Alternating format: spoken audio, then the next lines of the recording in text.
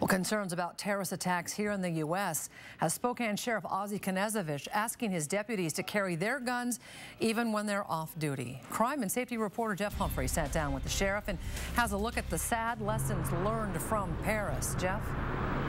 Nate, the sheriff is privy to some classified terrorism briefings that most of us never see.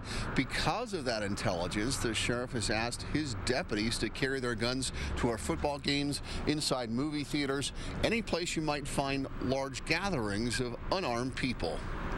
If terrorists had hunting licenses, they'd get a tag for sitting ducks. The 89 people gunned down inside this Paris concert hall were methodically executed. If you take a look at the venue in Paris where they one by one shot those individuals in the theater, that was chilling to listen to. And if you listen to those news reports, those individuals were begging for law enforcement to come in. Ozzie Knezovich thinks he might be able to beat active shooters to the punch if his deputies carried guns even when they're off duty. It's because of the world that we live in right now and the threat levels that we're facing. Paris is just an example of that. So the recommendation was for off-duty law enforcement to carry. Packing around a pistol and extra magazines isn't easy, but some deputies, like Sergeant Jack Rosenthal, are already doing it. We should. As law enforcement, we should. We should be carrying our weapons when we're off duty. We should be carrying extra magazines.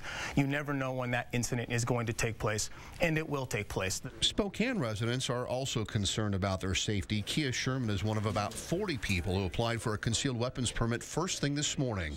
I want to be able to protect myself and my children, so I picked up a concealed weapons permit.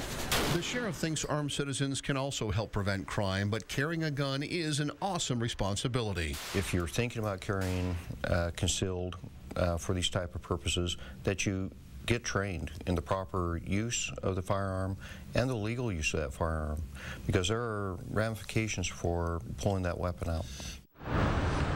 Canadian concealed carry permits are not supposed to be issued to people who've been convicted of felonies, domestic violence, or have criminal histories with a court involving mental illness. So, Jeff, the sheriff thinks that someone with a pistol could stop a more heavily armed terrorist? Well, it is one thing to shoot a group of unarmed people. It's an entirely different situation when one of them starts shooting back at you. Reporting in Spokane, Jeff Humphrey, KXLY4.